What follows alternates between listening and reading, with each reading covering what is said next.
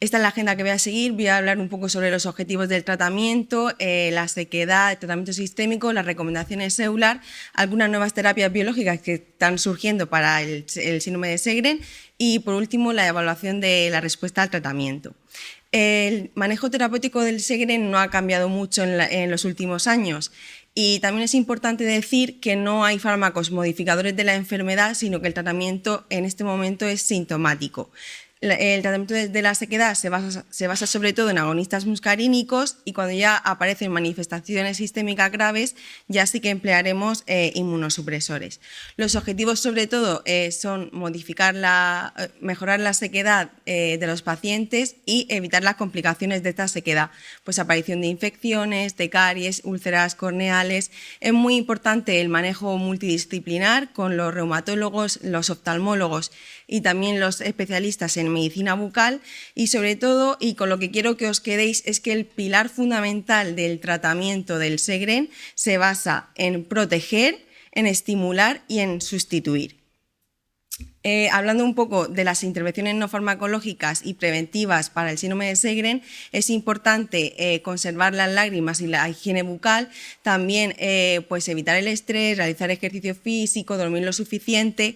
Muy importante también abandonar el hábito tabáquico y una correcta alimentación, pues sobre todo basándose en la dieta mediterránea rica en ácidos grasos. También comentar que en el Congreso Nacional del año que viene, que hablará nuestro jefe, el doctor Rosas, en la mesa de Sjögren, va a haber una charla sobre microbiota, que como sabéis es un tema que está muy en auge, pues eso, va a haber una mesa sobre microbiota en el síndrome de Sjögren. ¿Y cómo tratamos la sequedad? Pues voy a comenzar explicando la sequedad ocular, sobre todo de primera línea, manejo del entorno, evitando pues, ambientes secos, contaminantes, evitar también reducir el uso de pantallas, de ordenadores móviles y también es interesante también el uso de gafas. Evitar fármacos tóxicos como antihistamínicos, antidepresivos tricíclicos y se basará en el uso de agentes tópicos y tapones lagrimales en casos refractarios. En gotas oculares pues tenemos varios principios activos, tenemos el ácido hialurónico que mejora la sequedad del ojo, los corticoides que se ha visto que son superiores a los AINE, aunque también tienen efectos secundarios como bien sabéis el aumento de la presión intraocular y las cataratas. Los AINE tienen más efectos secundarios con derretimiento corneal y escleral, perforación, ulceración, queratopatía y también tenemos la ciclosporina que también se ha visto que mejora la sequedad. Tenemos otros tratamientos como la tarsorrafia, que es una técnica quirúrgica para cerrar el párpado, inyecciones también de células madre en glándulas lagrimales, también lentes de contacto terapéutico y lágrimas de suero autólogo. Estas son las recomendaciones EULAR que posterior a una evaluación de la sequedad se divide en sequedad severa y no severa. En la sequedad no severa comenzaremos de primera línea con lágrimas artificiales y ungüentos y cuando tenemos una sequedad severa ya sí que aplicaríamos los corticoides tópicos que en caso de no respuesta o necesitar una dosis muy continua de glucocorticoides pasaríamos a la ciclosporina. En caso de no respuesta pasaríamos al suelo autólogo y finalmente, pues en casos ya refractarios, a fármacos antimuscarínicos o, como he comentado antes, los tapones lagrimales. He querido traer algunos ejemplos de gotas que se usan. El Ikervis es ciclosporina al 0,1%. Luego tenemos el Endoret, que son gotas de suero autólogo. Luego tenemos el Softacor, que es hidrocortisona, que también quería comentar que la hidrocortisona es superior a la dexametasona, porque tiene un efecto más local y al no introducirse en el ojo no produce tanta elevación de la presión intraocular y de cataratas. Y bueno, lágrimas artificiales hay muchísimas, he querido traer algunos ejemplos. Y ahora pasamos a la sequedad bucal, que también la dividimos en leve y grave. En la leve comenzaremos con medidas generales, con hidratación, evitar el azúcar, ambientes secos también, fármacos secantes y también se pueden emplear humidificadores en aerosol. También en estos pacientes es interesante la estimulación salivar, que puede ser no farmacológica con el uso de chicles o caramelos siempre sin azúcar, y farmacológica que explicaré ahora después. Y en el caso de la sequedad bucal grave ya sí que serán necesarios sustitutivos de saliva. No tienen efectos adversos, mejora la sintomatología, el pH debe ser neutro y debe contener flúor, pareciéndose a la saliva natural de la boca. Algunas sustancias que se pueden utilizar son la hidroximetilcelulosa y clorhexidina, y la placa dental debe estar fluorada, sobre todo para evitar la caries, que es una complicación frecuente en estos pacientes, y los sustitutivos de saliva pueden ser en aerosol, en gel o en enjuagues también. Aquí he querido traer también en las recomendaciones EULAR de la sequedad bucal, que también, como hemos dicho, depende de la severidad. En casos leves, estimulación no farmacológica, moderada, estimulación no farmacológica y farmacológica, y en casos graves ya emplearemos la sustitución de saliva. ¿Y cómo hacemos esta estimulación farmacológica? Pues siempre después de una evaluación, porque debemos cerciorarnos de que haya una reserva funcional. El tratamiento será con pilocarpina o cevimelina, que la cevimelina no está comercializada en España y en algunos otros países, por lo tanto la más utilizada es la pilocarpina. Se ha visto que mejora la sequedad ocular, bucal, cutánea. Su efecto aparece sobre todo en la primera hora y dura unas 3 horas, disminuye la candidiasis, puede tener algún efecto secundario como aumento de la sudoración, de la frecuencia urinaria, enrojecimiento, aunque también quería comentar que en nuestro servicio se lleva empleando muchísimos años la pilocarpina y nunca hemos tenido efectos adversos importantes. Y como ha comentado Carmen, no se debe emplear en pacientes asmáticos o con EPOC. Otros tipos de sequedad que podemos tratar, la nasal con humidificadores de ambiente y aerosoles nasales salinos, en los que tenemos varias potencias. Deberemos siempre comenzar por la infantil, que es la potencia más bajita, para un mayor confort de los pacientes. La sequedad vaginal podemos emplear humectantes y lubricantes tópicos, estrógenos, ácido hialurónico, terapia hormonal sustitutiva, y aquí sí que se ha visto en la sequedad vaginal que la pilocarpina no es eficaz.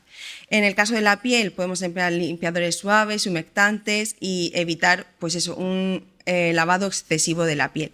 Y con respecto a la sequedad laringotraqueal, pues es interesante también en estos pacientes el tratamiento del reflujo gastroesofágico. Pasando ya al tratamiento sistémico, comentar que se debe de adaptar sobre todo a la gravedad del órgano del paciente, y según el SDAI, como ha comentado Carmen, un SDAI mayor de 5 ya es una actividad moderada. Pacientes con enfermedad sistémica activa, el enfoque debe ser secuencial, como en la mayoría de enfermedades autoinmunes que tratamos en consulta, con el uso de glucocorticoides, inmunosupresores y finalmente biológicos. Y comentar que algunas manifestaciones sistémicas no se incluyen en el SDAI y por tanto requerirán un manejo específico, como puede ser el bloqueo cardíaco congénito, la hipertensión pulmonar, fenómeno de Raynaud, etc.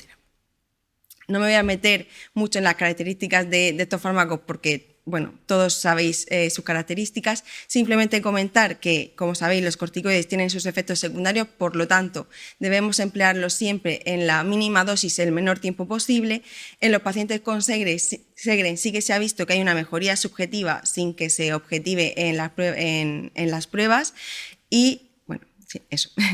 Los antimaláricos, como la hidroxicloroquina, se ha visto que mejoran tanto la clínica como a nivel glandular, las infecciones orales, articular, muscular y la fatiga, pero no solo mejoran la clínica del paciente, sino también se produce una mejoría analítica con una mejoría de los parámetros en la analítica.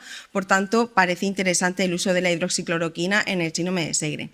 Pasando ya a los inmunosupresores, como todos los conocéis, son ahorradores de corticoides. No se ha visto en el Sjögren superioridad de uno sobre otro y tampoco se dispone suficiente información sobre la dosis y el tratamiento de los inmunosupresores en estos pacientes. Por lo tanto, como siempre, muy importante la individualización. Y ya pasando a los fármacos biológicos, un grupo de expertos de la SER se reunió para realizar unas recomendaciones sobre estos fármacos en los pacientes de Sjögren. Entonces, voy a comenzar con los anti-TNF-alfa, en los que ellos llegaron a la conclusión de que en el Sjögren pues, no eran eficaces. El rituximab se ha visto que produce una mejoría entre el 60 al 100% para las características sistémicas, reducen las manifestaciones extraglandulares y musculoesqueléticas, también se producía una mejoría del SDAI y también eran, pues como sabéis, un buen ahorrador de glucocorticoides, por lo tanto sí que parece que el rituximab puede ser interesante en los pacientes refractarios a inmunosupresores. Pasando ya al belimumab, también se vio una mejoría del SDAI, una mejoría de la inflamación parotidia y en 5 pacientes que eran refractarios al rituximab, 3 de ellos sí que respondieron al belimumab, por lo tanto parece que también es una buena opción en estos pacientes. Respecto a abatacept y tocilizumab, abatacept sí que se recomienda en casos refractarios, sobre todo al rituximab, pero tocilizumab, dada la falta de evidencia, sí que no se ha llegado no se recomienda en los pacientes de Sjögren. Voy a pasar ya a las recomendaciones EULAR 2019, que como sabéis, EULAR divide el síndrome de Sjögren, el tratamiento por dominios. Voy a comentar las más importantes, no voy a meterme en todas y cada una de ellas. Voy a empezar por el manejo de la afectación glandular. Como hemos dicho, será sintomático. Después se puede considerar glucocorticoides y posteriormente rituximab o belimumab. En la afectación articular, cuando tenemos una afectación articular leve con una afectación de menos de 5 articulaciones o unas artralgias, podemos comenzar con antiinflamatorios e hidroxicloroquina, y en el caso de que tengamos una afectación de más de 5 articulaciones, sumado a la hidroxicloroquina o a los corticoides, podemos ya plantear inmunosupresores y como última opción rituximab o abatacept. En la afectación cutánea tenemos 2 tipos de afectación: el eritema anular, si es localizado podemos utilizar glucocorticoides tópicos, y en el caso de que sea difuso ya podemos utilizar la hidroxicloroquina y los corticoides, y en el caso de refractariedad considerar otros antimaláricos. Y en el caso de la vasculitis cutánea ya sí que EULAR nos habla del uso de glucocorticoides, inmunosupresores o rituximab, y finalmente sí que nos podemos plantear la plasmaferesis.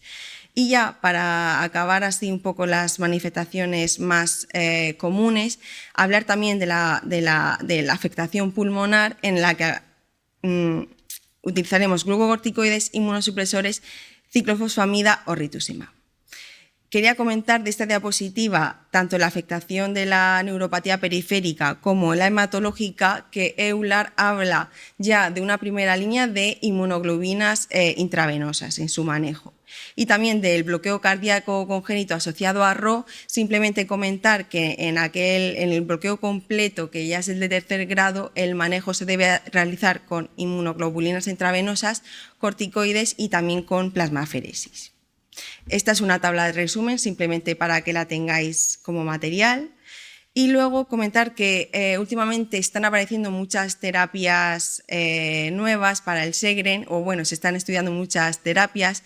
Como diana tienen sobre todo la célula B, los anticuerpos anti-CD20 y sobre todo también aquellos que se dirigen a la señalización del factor activador de células B, que es el BAF. También tenemos terapias que se dirigen contra el anti-CD40, interviniendo en la relación entre las células T y células B, y también tenemos fármacos que actúan sobre la tirosina de Bruton. Simplemente esta diapositiva para que os suenen los nombres, porque son terapias que sí que están sonando ya. El nipocalimab ya se ha comentado en el ACR de este pasado ACR, hace un mes del 2024. El ianalumab es un BAF, como he comentado anteriormente, y el iscalimab y el dazodalibep, que actúan frente al CD40. Pues eso, simplemente que os vayan sonando, porque sí que parece que están respondiendo y están teniendo muy buena acogida a los estudios que se están realizando. Estos son todos los estudios clínicos que se están realizando, los que están en desarrollo, para que veáis lo que se nos viene encima. Y finalmente hablar un poquito sobre la evaluación de la respuesta al tratamiento. porque el SDAI sirve para evaluar la respuesta al tratamiento, pues tiene sus limitaciones. Mide la actividad actual, no mide la pasada independientemente de su gravedad, es decir, un paciente que, por ejemplo, tuvo linfoma hace años, eso el SDAI no lo recoge y no lo tiene en cuenta para la respuesta al tratamiento. De hecho, en los ensayos clínicos no muestra mejoría de los fármacos respecto al placebo, y esto puede ser pues, porque no incluye el SPRI, la función glandular, etc. Por lo tanto, tenemos el STAR, que es el índice que se emplea hoy en día, tiene 5 dominios: la actividad sistémica, la valoración del paciente con el SPRI, también la función glandular, lagrimal y salivar, y por último un dominio biológico.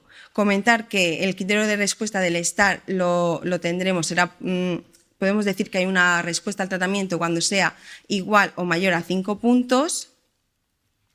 Y bueno, finalmente unas conclusiones para acabar. Como he dicho, lo que quiero que de verdad os llevéis a casa es que el tratamiento del Sjögren se basa en 3 pilares fundamentales: proteger, estimular y sustituir. El tratamiento de la sequedad ocular y bucal no ha cambiado mucho en los últimos años, pero sí que es verdad que están apareciendo nuevas terapias que parecen interesantes.